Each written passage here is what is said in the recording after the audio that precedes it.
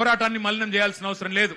కానీ వారికి అండగా నిలబడి ధైర్యం చెప్పి మీ ఎంబడ మేము కూడా ఉన్నాం, మీరొక్కరు మాత్రమే కాదు అని చెప్పవలసిన బాధ్యత మన మీద ఉన్నది. నిజంగా నాకు నిన్న మొన్న ఢిల్లీలో జరిగిన సంఘటనలు చూస్తుంటే కళ్ళల్లో నీళ్లు తిరిగినాయి. మనిషి అనేవాడికి ఎవరికైనా సరే మనసంటూ ఉంటే ఢిల్లీలో జరిగిన సంఘటనలు చూసిన తర్వాత మనసు చలించక మానదు. పిల్లల్ని కుల్లబొడుస్తున్నారు. ఏమడిగినారు పిల్లలు? ఏం కోరుకున్నారు వాళ్ళు? మోడీ గారు కూర్చున్న కుర్చీ అడిగినరా? లేకపోతే అమిత్ షా గారు కూర్చున్న కుర్చీ అడిగినరా? లేదా ధర్మేంద్ర ప్రధాన్ గారు కుర్చీ మాకు ఈమని అడిగినరా? ఏమడిగినరు? అధికారం అడిగినరా? లేదా మాకు అర్జెంట్ గా మీరు రాజీనామా చేసి మాకు అప్పచెప్పండి మీ ప్రభుత్వాన్ని అన్నారా? ఏమడుగుతున్నారు? న్యాయం కోరుతా ఉన్నారు. మాకు అన్యాయం జరిగింది, మాకు న్యాయం చేయండి అని అడిగినారు. విజ్ఞప్తులు చేశారు, వినతి పత్రాలు ఇచ్చినారు, దండం పెట్టారు, దరఖాస్తులు ఇచ్చినారు. చివరికి సోనం వాంగ్చుక్ గారు నిరాహార దీక్ష కూర్చున్నారు. ప్రజాస్వామికంగా గాంధేయ మార్గంలో మహాత్మా గాంధీ గారు చూపెట్టిన బాటలో చివరికి నిరాహార దీక్షకు జంతర్ మంతర్ దగ్గర కూర్చున్నాడు. ఎట్లా అయితే పెద్దలు కేసీఆర్ గారు ఆనాడు తెలంగాణ కోసం చావు నోట్లో తలబెట్టిండో అట్లాగే ఈ పిల్లలకు న్యాయం జరగాలి, ఈ పిల్లలకు జరిగిన అన్యాయం సరిదిద్దాల కేంద్ర ప్రభుత్వం, అకౌంటబిలిటీ రావాలి, జవాబుదారితనం ఉండాలి సిస్టంలా. అదే విధంగా విద్యా విధానంలోనే సంస్కరణలు రావాలి, రిఫార్మ్స్ రావాలని చెప్పి సోనం వాంగ్చుక్ గారు నిరాహార దీక్ష కూర్చుంటే ఒక్క మీడియా సంస్థ చూపెట్టదు, ఒక్క మీడియా ఓడు రాడు. భయం. ఏం చేస్తారో, ఎక్కడ ఐటీ దాడులు చేస్తారో, ఎక్కడ సిబిఐని పంపిస్తారో, ఎక్కడ ఈడీని పంపిస్తారో, ఎక్కడ తమ వేట కుక్కలను పంపి ఇబ్బంది పెడతారో అని భయం. మీడియా రాలే. కానీ ఏం చేసింది జెన్జీ, యంగ్ జనరేషన్ ఏం చేసింది? ఏ మీడియా గిడియా జాంతానై, మా సోషల్ మీడియా ఉంది చాలు అని చెప్పి ఇవాళ దేశం మొత్తాన్ని కదిలిచ్చింది. అందుకే అంటా ఉన్న మోడీ గారు, మీరు పెట్టుకోకూడనలతో పెట్టుకున్నారు.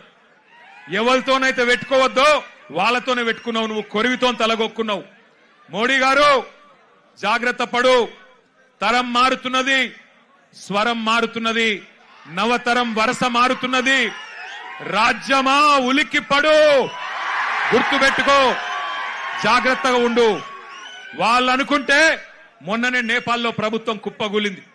ఈ పిల్లలు తలుచుకుంటే శ్రీలంకలో బగాయించి అక్కడున్నోళ్లను ఉరికిచ్చి దేశమవతల దాకా పోయేదాకా విడిచిపెట్టలేదు. కాబట్టి ఎవరితోని పెట్టుకోవద్దో మోడీ గారు, వాళ్ళతోనే పెట్టుకున్నావు. వాళ్ళ అహం మీద కొట్టినవి ఇయ్యాల. ఏమడుగుతున్నారయ్యా వాళ్ళు మాట్లాడితే ఒకడు టెర్రరిస్టులు వీళ్ళంటాడు, ఒకడేమో ఖలిస్తాన్ వాళ్ళు అంటాడు, ఒకడేమో అర్బన్ నక్సలైట్లు అంటాడు, ఒకడేమో దేశద్రోహులు అంటాడు, ఒకడేమో పాకిస్తాన్కి వెళ్ళి ఫండింగ్ వస్తుందంటాడు. పనికి మాలిన మాటలు మాట్లాడతారు.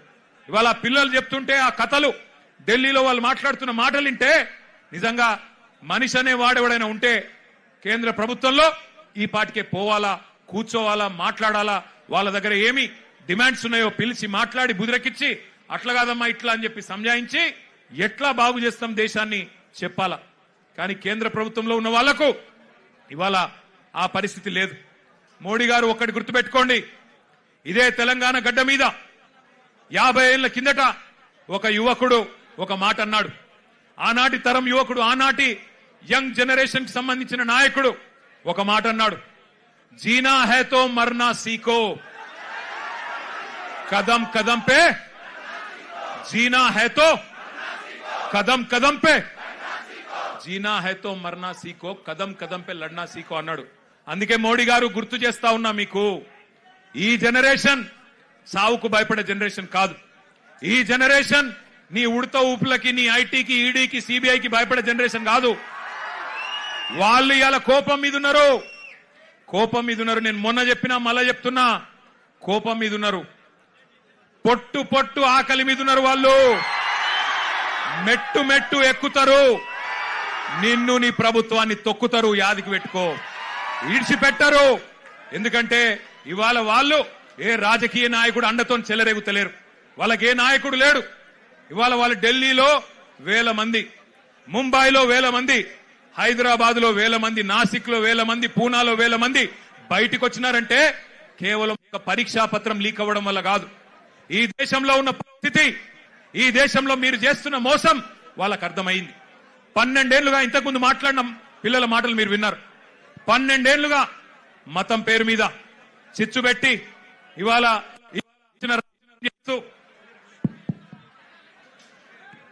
ఇష్టం వచ్చిన వ్యవహారం చేస్తూ మతం పేరు మీద రాజకీయం చేస్తూ మీరు ఏ రకంగా తప్పించుకుంటున్నారో, ఏ రకంగా అసలు పని చేయకుండా ఎట్లా ప్రజల్ని మోసం చేస్తున్నారో ఇలా వాళ్ళకి అర్థమైంది. మీరే కదా చెప్తిరి సంవత్సరానికి 2 కోట్ల ఉద్యోగాలు ఇస్తా అని చెప్తివి. 12 ఏళ్ళ మరి ఇప్పటికి 24 కోట్ల ఉద్యోగాలు రావాలి. వచ్చినాయా 24 కోట్ల ఉద్యోగాలు? అందుకే రోడ్డు మీదకి వచ్చిన ఒక ప్రశ్నాపత్రం లీక్ అయి మాత్రమే కాదు, ఒక నిరాశ, ఒక నిస్పృహ. ఇంతకుముందు అమ్మాయి ఎంత బాగన్నది, మేము మేక్ ఇన్ ఇండియా అడిగినాం, నువ్వు లీక్ ఇన్ ఇండియా ఇచ్చినావు. మేక్ ఇన్ ఇండియా ఎక్కడో పోయింది, లీక్ ఇన్ ఇండియా వచ్చింది, గిదా నువ్వు చెప్పింది అని చెప్పి ఆ అమ్మాయి ఎంత చక్కగా మాట్లాడింది మీరు విన్నారు. అట్లాగే ఇవాళ అడుగుతున్నారు జవాబుదారితనం. ఏమంటున్నారు? అయ్యా మీరు మంత్రులు అయినరు, ఎంపీలు అయినరు, మీరు పెద్ద ప్రధానమంత్రులు అయినరు, కానీ మేము మీ సీట్లు అడుగుతలేము. జవాబుదారీతనం.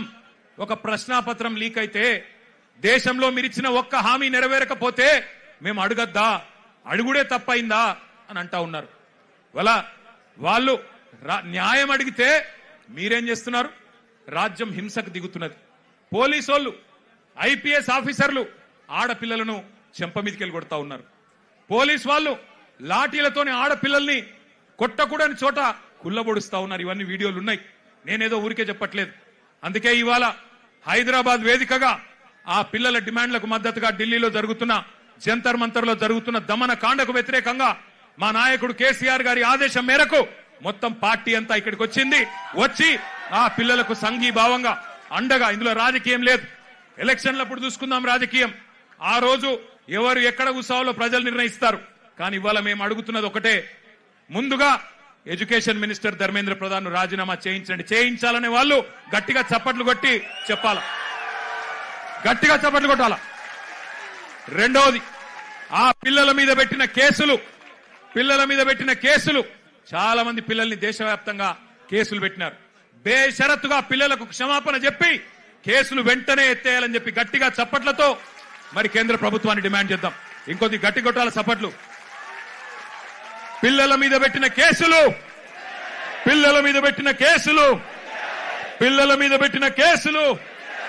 మేము ఇక్కడికి బయలుదేరి వస్తున్నాం. పిల్లలతో పాటు నిరసనలో పాల్గొనాలా. కేంద్ర ప్రభుత్వానికి సిగ్గొచ్చే విధంగా మరి మాకు లోక్సభలో సభ్యులు లేరు, రాజ్యసభలో సభ్యులున్నారు, అక్కడ గొంతిప్పాలా అని చెప్పి మేము బయలుదేరినాం. బయలుదేరితే విచిత్రం, మధ్యలో కాంగ్రెస్ వాళ్ళు మాకు అడ్డం వచ్చింది. నాకు ఆశ్చర్యమైంది. మేం కొట్లాడుతుంది మోడీ ప్రభుత్వం మీద, బీజేపీ మీద, మధ్యలో ఇక్కడ చోటాబాయికి ఏం వచ్చిందో నాకు అర్థమైతలేదు. నీకేమైందిరా నాయన? నేను మోడీనంటే ఈ కేడీగాడు ఎందుకు ఉలిక్కి పడుతున్నాడు మధ్యలో? నేను మోడీని అంటున్నా, మోడీ తప్పు చేసిందంటే నీకేంది రోగం?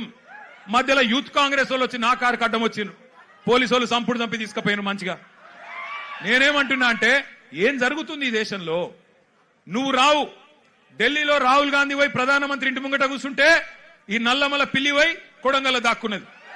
ఢిల్లీకి పోలే ఈడ పోయి దాక్కున్నాడు. అరే మీ మహేష్ గౌడ్ పోయి రాజ్భవన్ ముంగట ధర్నా చేసిండు, కనీసం ఆయన కొద్దిగానే రేషం ఉన్నది. నువ్వే ఆడున్నావు, కొడంగల్లో దాక్కున్నాడు. పోయి కొడంగల్లో మళ్ళా గట్టిగా ఇంకా విచిత్రం చెప్తా మీకు.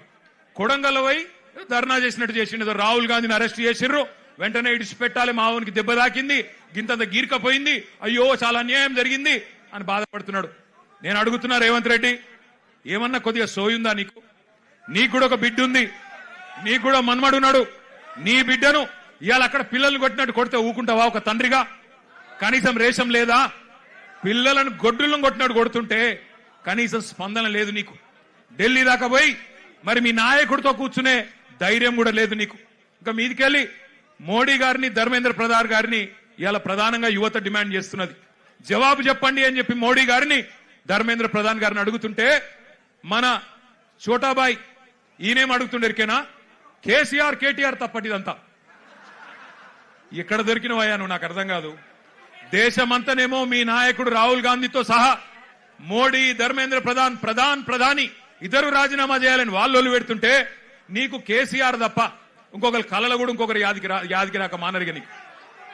ఆ వెనకటికి ఒక సినిమా ఉంటది, ఆ సినిమాలు ఇంతకుముందు వచ్చేటప్పుడే మా అన్న ప్రశాంత్ రెడ్డి అని చెప్తున్నాడు.